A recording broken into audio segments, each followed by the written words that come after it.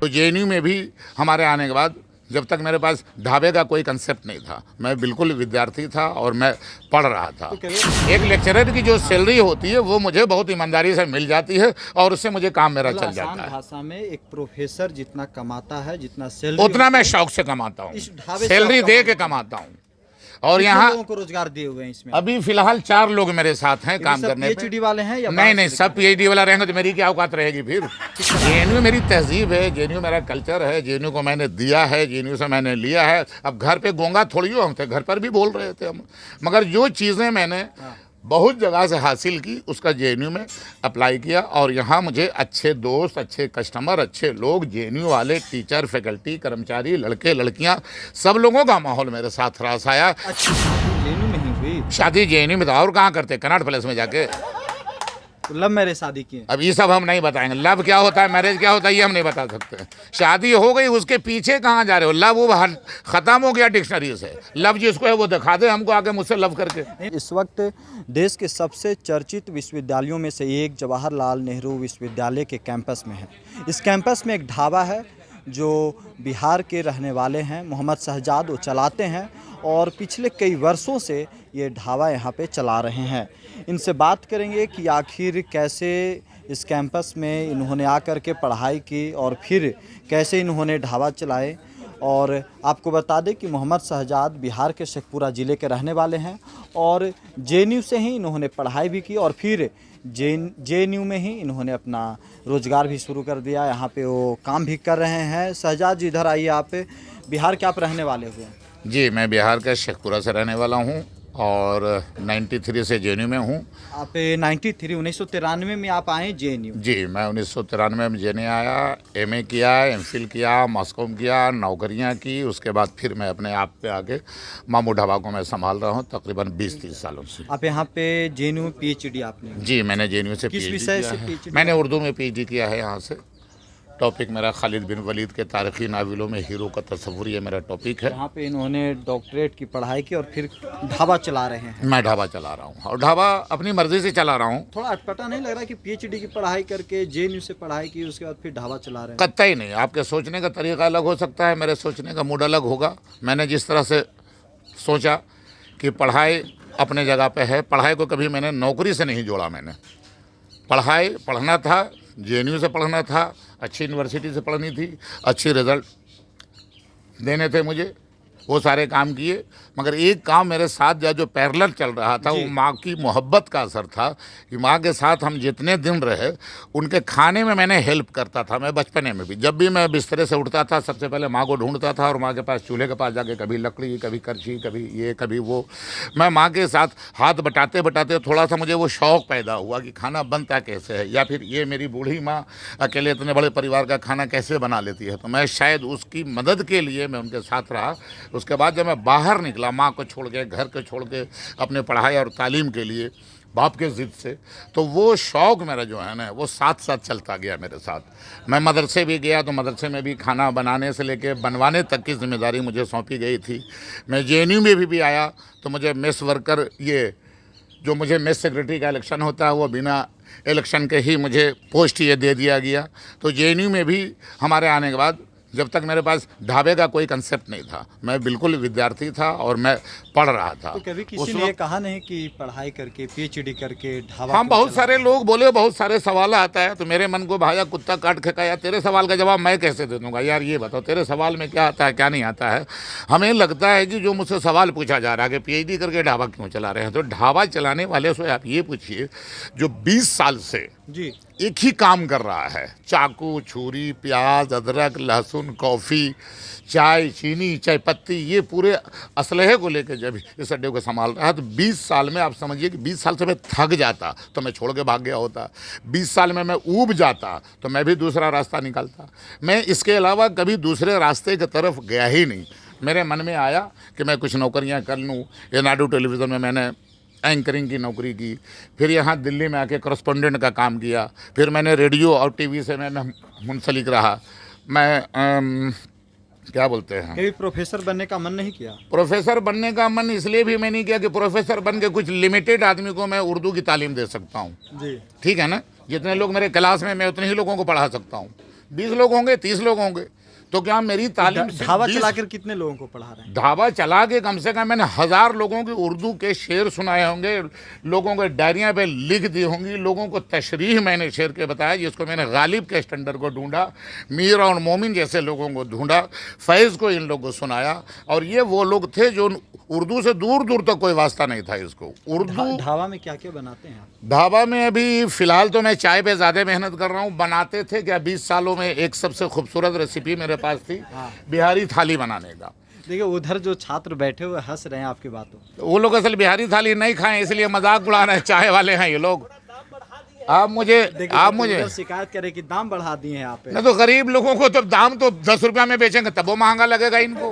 तो वो लोग गरीब हैं। हमारी थाली अगर जो 90 की नहीं होगी 10 की भी होगी नहीं तब पर भी यही कमेंट देंगे। ये इनके कमेंट की कभी परवाह नहीं किया मैंने। ये आते रहे बोल, ये तो आज नहीं आए हैं यार, 20 साल से ऐसी टीम को मैं झेल रहा हूँ या बर्दाश्त कर रहा हूँ या उसको कबूल कर रहा हूँ। दो तीनों चीज़ें हैं मेरे क्या पास। क्या बनाते हैं आप ढाबे में? अभी मेरे पास स्पेशल चाय पे ही रिसर्च कर रहा हूँ। कभी कभी कोई ऑर्डर, स्पेशल चाय बनाते हैं? स्पेशल चाय बनाता हूँ मैं। स्पेशल में क्या क्या ये मिलाते हैं? स्पेशल में ये देख लीजिए, दूध पत्ती है, मेरे चाय का मेनू है। 10 रुपया वाली चाय जो लोग मांगते हैं, जिसका फाइनेंस थोड़ा गड़बड़ रहता है, वो 10 की चाय पी के निकल लेते हैं। लेमन टी के कुछ फरमाइश आती हैं।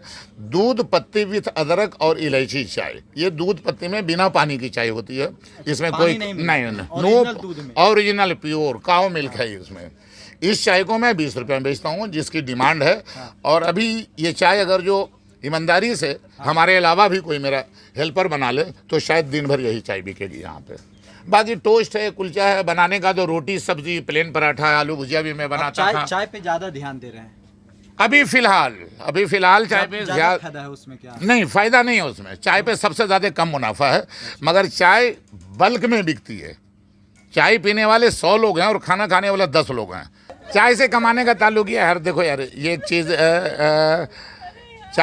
चाय से कमाई का ताल्लुक यह है कि 20 सालों से इसी ढाबा से कितना कमाते हैं आप? चाय से ना, तो चाय तो ढाबे पे बन रही है। कैनाट प्लेस में थोड़ी हो बना रहा हूँ मैं चाय। अच्छा, चाय ढाबे पे बन रही है मेरी, तो मैं इस ढाबे से तकरीबन 80 लीटर दूध निकाल सकता हूँ एक दिन में। और निकाला है मैंने। 80 लीटर दूध में जब हम अगर जो चाय बनाते हैं तो वो कम से कम 8,000 रुपये की चाय बनेगी। 8,000 रुपये में अगर जो चाय बन गई 6,000 रुपये की, तो 2,000 रुपये पर चाय, सिर्फ चाय का मुनाफा मेरे पास आ सकता है। तो समझिए कि एक लेक्चरर की जो सैलरी होती है वो मुझे बहुत ईमानदारी से मिल जाती है और उससे मुझे काम मेरा चल जाता है। भाषा में एक प्रोफेसर जितना कमाता है, जितना सैलरी, उतना मैं शौक से कमाता हूँ, सैलरी दे के कमाता हूँ। और यहाँ लोगों को रोजगार दिए हुए हैं इसमें? अभी फिलहाल 4 लोग मेरे साथ हैं काम करने पे। PhD वाले हैं या नहीं, सब PhD वाला रहेंगे तो मेरी क्या औकात रहेगी फिर। PhD वाला एक ही रहेगा। मैं यहाँ का, मैं टीचर भी हूँ, वर्कर भी हूँ, वाइस चांसलर भी हूँ, कर्मचारी भी हूँ। मुझे कोई नहीं हटा सकता यहाँ से, और जिसको मैं जब चाहूँ तब नौकरी दे। वाले हैं इन लोग, PhD वाले नहीं है? नहीं, ये लोग PhD वाले बेचारे सब चाय बनाएंगे तो तारीख फिर उसी की बनेगी। फिर मेरी कौन तारीख बनाएगा ये बताओ पहले मुझे। हमारी कहानी कैसे बनेगी फिर? इतना बोलने के लिए, बातें करने के लिए JNU में सीखे या घर से सीख कर? JNU मेरी तहजीब है, JNU मेरा कल्चर है, JNU को मैंने दिया है, JNU से मैंने लिया है। अब घर पे गोंगा थोड़ी हो हम थे, घर पर भी बोल रहे थे हम, मगर जो चीज़ें मैंने बहुत जगह से हासिल की उसका JNU में अप्लाई किया। और यहाँ मुझे अच्छे दोस्त, अच्छे कस्टमर, अच्छे लोग, JNU वाले टीचर, फैकल्टी, कर्मचारी, लड़के लड़कियाँ, सब लोगों का माहौल मेरे साथ रास आया। अच्छे लोग मिले? अच्छे लोग तो JNU में, बुरे लोग कहाँ से? इन लोगों को ऐसे भला बुरा बोल रहे हैं, फिर वो लोग को बोलो तो मुंह बंद रखे, पान बीड़ी देते रहो वो लोग को। क्या क्या आपके ढाबे में? और बाकी देखिए, ये सीजन के हिसाब से दुकान चलती है। पेटीएम वाला स्कैनर भी है? पेटीएम बीवी बच्चे का, पेटीएम उटीएम से हमको मतलब ही नहीं है। हम दूर यहाँ बीवी कैसे आ गई? बीवी हमारी इस दुकान की मालिक है जिसका नाम है मोना गुप्ता। इस ढाबे की मालकिन आपकी बीवी है? हाँ, इस ढाबे की ओरिजिनल कागजी तौर पे मालकिन जो है मोना गुप्ता है। मतलब आप भी स्टाफ हैं यहाँ के? हाँ, स्टाफ का क्या, मोना गुप्ता से इंटरव्यू लीजिएगा तो बोला मेरा नौकर है ये। मोना गुप्ता से आप इंटरव्यू लेंगे कि मामी आप बताइए अपना पोजीशन और मामू का पोजीशन, तो वो बोलेगी आई एम द ऑनर। अंग्रेजी बकने लगती है वो भी अंग्रेजी बोलती है? अरे मत पूछो, JNU की पढ़ी लिखी है भैया। तो बिना वो भी JNU से पढ़ी लिखी है, SIS से उन्होंने MPhil किया है, PhD उन्होंने ब्रेक ले लिया है। PhD जमा करेगी नहीं करेगी वो सब अपना तो मतलब आपकी शादी JNU में ही हुई? शादी JNU में, तो और कहाँ करते, कनाट प्लेस में जाके। तो लव मैरिज शादी की है। अब ये सब हम नहीं बताएंगे। लव क्या होता है, मैरिज क्या होता है, ये हम नहीं बता सकते। शादी हो गई, उसके पीछे कहाँ जा रहे हो। लव वो खत्म हो गया डिक्शनरी से। लव जिसको है वो दिखा दे हमको आके मुझसे लव करके। नहीं 20 साल पहले जब आप शादी तब पर भी लव नहीं था। कोई लव उब नहीं होता कहीं भी किसी से। शादी करना था, एक जुर्म तो करने ही करना था, एक गुनाह तो। मोना गुप्ता कहाँ मिली? मोना गुप्ता मुझे मिली दिल्ली यूनिवर्सिटी में, वो अपनी पीएचडी कर रही थी। अच्छा। और मैं जेएनयू के खाक छान रहा था। अच्छा। एमफिल का ज़माना था। हाँ। एमफिल के ज़माने में कुछ फाइनेंस से स्कॉलरशिप मिलता था, मैं किताबें ले लेता था। 6 महीने का स्कॉलरशिप मिला तो कपड़े ले लेता था। तो कहीं ना कहीं पर से मुझे बाहर से कुछ और पैसे की ज़रूरत पड़ी। तो मोना गुप्ता उस वक्त CSDS में राजेंद्र यादव के साथ, नहीं, योगेंद्र यादव के साथ 98 में शायद वो कुछ कर रही थी उस CSDS के प्रोग्राम के साथ। उस प्रोग्राम में वो उस प्रोग्राम को वो कोऑर्डिनेट कर रही थी, जिसमें मैं भी गया इंटरव्यू देने के लिए। मैडम मुझे भी कुछ रोजी रोज़गार दे दिया जाए। तो उन्होंने पूछा भाई कैसे, कौन हो, क्या हो। मोना गुप्ता साहब रोजगार मांगने गए थे। रोजगार मतलब दाल रोटी, रोजगार का मतलब परमानेंट नौकरी कोई मुझे देता है। उस वक्त बना लिए उस वक्त अब देखो यार, जो अच्छी लगी उसको नहीं बीवी बनावे तो हम किसको बीवी बनावे। उस वक्त तो अच्छी लगी मुझे वो, उस वक्त बातचीत लगी। अब तो लड़ाई खाली ने, सर के बाल उड़े कैसे। ब्याह नहीं करते थे, अमिताभ बच्चन से ज्यादा बाल होता मेरे पास। मैं नेपाल से कंघियां लाया करता था बाल झाड़ने के लिए। यार बहुत शौकीन आदमी हूं मैं अपने जमाने का। ये बाल उड़ा तो मैंने छोड़ दिया गुस्से में कि उड़ जा जितना उड़ना है, मगर बाल उड़ा है। मोना गुप्ता के रहने वाली कहाँ की? मोना गुप्ता सीतामढ़ी की रहने वाली है। बिहारी निकली। हाँ बिहारी, ओरिजिनल बिहारी है वो सब भाई, सीतामढ़ी की है वो सब। उसके बाद मैं शेखपुरा गाँव हूँ। उनके असल फैमिली आए थे बहुत पहले यहाँ से। पापा उनके यहाँ पार्लियामेंट में वो थे, सीनियर जर्नलिस्ट है। तो वो बहुत पहले सीतामढ़ी से आ गए थे। उसके बाद फिर शादी करने के बाद ढाबा खुला या पहले? नहीं, शादी हो गई थी। शादी हो गई थी। ढाबा कब खुला मैं बताऊँ। मैं हैदराबाद में नौकरी कर रहा था एनाडू टेलीविज़न में। अच्छा। और उस वक्त जेएनयू में ETV उर्दू चलती नहीं थी। तो मुझे न्यूज़ में देखने के लिए अपने लाजपत नगर घर जाया करती थी। वहाँ ETV चैनल चल रहा था, ले लिया था इन्होंने।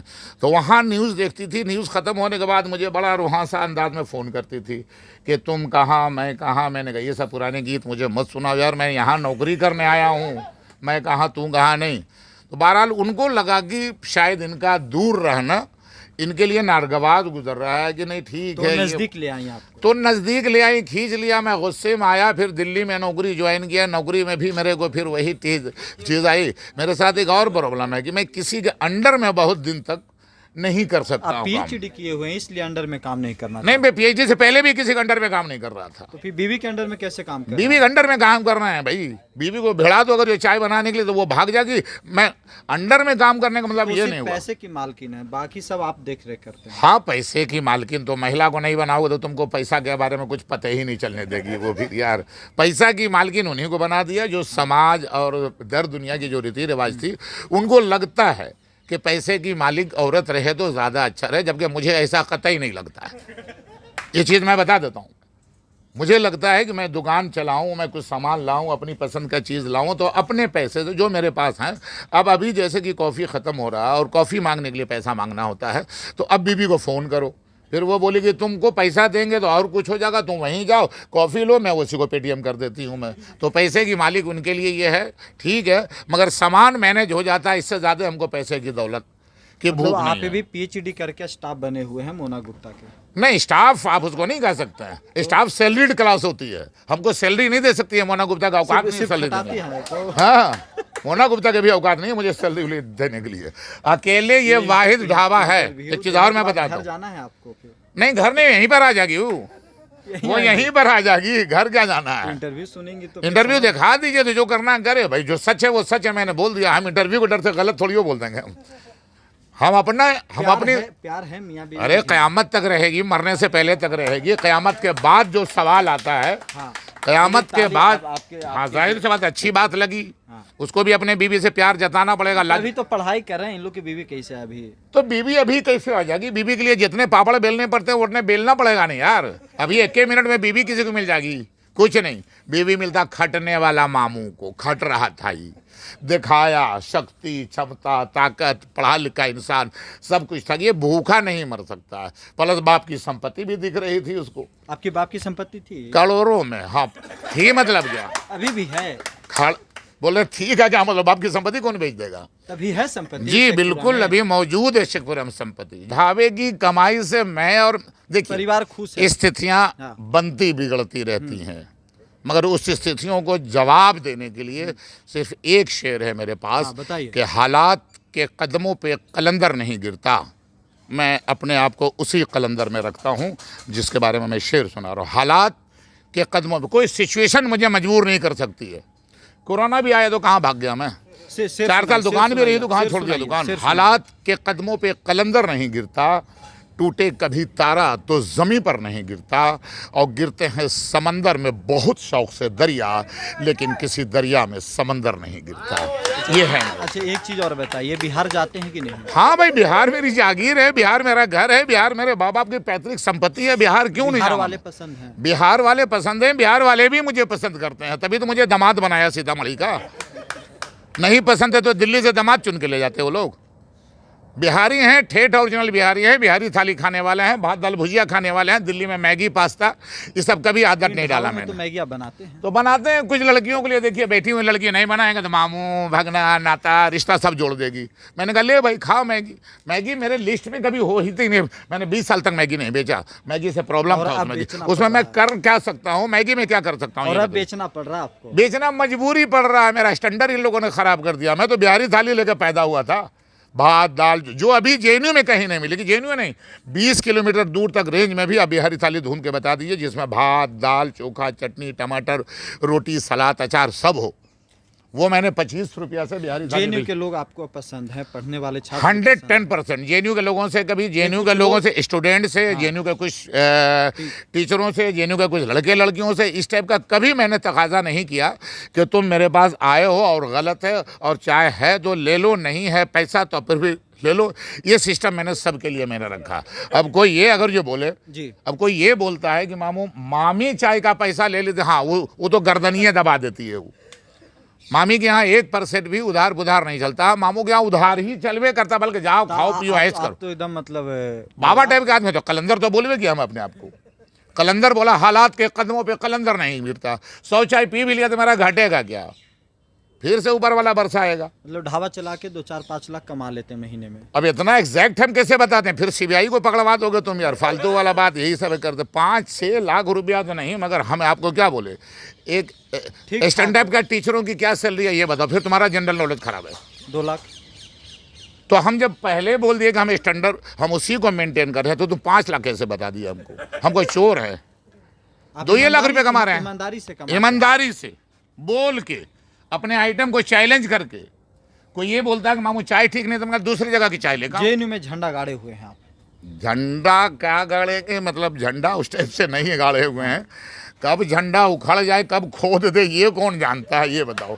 हालात सिचुएशन बदलते रहते हैं, लोग आते जाते रहते हैं, पॉलिटिकल असर भी पड़ते हैं। एक ये बताइए, जेएनयू में जो छात्र पढ़ने आते हैं, प्यार मोहब्बत वाली बातें तो आप प्यार मोहब्बत वाली की ही तो बात ही करता हूँ मैं, और बाकी तो कुछ करता ही नहीं हूँ मैं। मोहब्बत करने वाला जिंदगी भर कुछ, शेर सुनो हटाओ पैचा पैचा वो सब। मोहब्बत करने वाला जिंदगी भर कुछ नहीं कहता, कि दरिया शोर करता है समंदर कुछ नहीं कहता। और मेरे दिल से मेरे चेहरे का रिश्ता खूब है, लेकिन ये अंदर कुछ नहीं कहता, ये बाहर कुछ नहीं कहता। ये है। तो हमको टूटे दिल वाले छात्र आते हैं कि नहीं? टूटे दिल वाले बहुत आते हैं, जोड़ देते हैं। हाँ, जोड़ देते हैं। अरे कोई लड़की बोली कि मामू ये लड़का छोड़ रहा है मुझे, मैंने कहा तू भी लात मार दे, तुमको क्या दिक्कत है उससे। फिर बोल दिया लड़के कि मामू मुझसे इससे पैचअप करवा रहा था। बोला कहा आओ भाई पैचअप भी करवा देते। ये सब काम तो गार्जियन का। देखिए मैं जितने दिन से हूँ मैं फाइनली जेएनयू का गार्जियन बन गया हूँ, और जितने लोग मुझे मामू कह रहे हैं ये सच है कि उसकी माँ सच में मेरी बहन लगती है, तभी तो इतने प्यार से मामू कहता है कोई भी आदमी। टूटे दिल वालों के लिए एक शायर मारिए। टूटे दिल वालों के लिए एक शेर कह दें, कभी किसी से भी जिक्र जुदाई मत करना। टूट गया दिल, लड़ गए, हाँ, भिड़ंत हो गई, बात नहीं बन पाई, सिम्टम नहीं मिल पाए, कुछ हो गया गड़बड़, तुमने ज़्यादा झूठ बोल दिया। क्योंकि लड़की पटाने के लिए सबसे खूबसूरत झूठ बोलना पड़ता है। लड़की पटाने के लिए झूठ बोलना। हाँ, तो झूठ नहीं बोलिएगा तो कभी कोई पहला सर्टिफिकेट है झूठ कितना खूबसूरत बोलते हैं। वो झूठ बोल रहा था इस सलीके से, मैं एतबार न करता तो और क्या करता, इस वाले अंदाज पे जाना पड़ेगा। वाह, क्या बात है। समझ गए ना। शेर वो था कि पलट कर आंखें, एक और शेर सुनाता हूँ, याद आ गया है वो मुझे, वो सुनाइए सुनाइए। पलटकर आंखें नम करना हमें हरगिज नहीं आता, पलटकर आंखें नम करना हमें हरगिज नहीं आता, गए लम्हों का गम करना हमें हरगिज नहीं आता, मोहब्बत हो तो बेहद हो, जो नफ़रत हो तो बेहद हो, कोई भी काम कम करना हमें हरगिज नहीं आता। वाह वाह, देखिए ये मोहम्मद शहजाद हैं, बिहार के रहने वाले हैं और दिल्ली के JNU एक कैंपस में ढाबा चला रहे हैं। पिछले 20 से 22 सालों से यहीं पे इन्होंने पढ़ाई की और यहीं के मोहब्बत के साथ शादी भी इन्होंने की और यहीं पे आज ये ढाबा चला करके अपने परिवार को चला रहे हैं।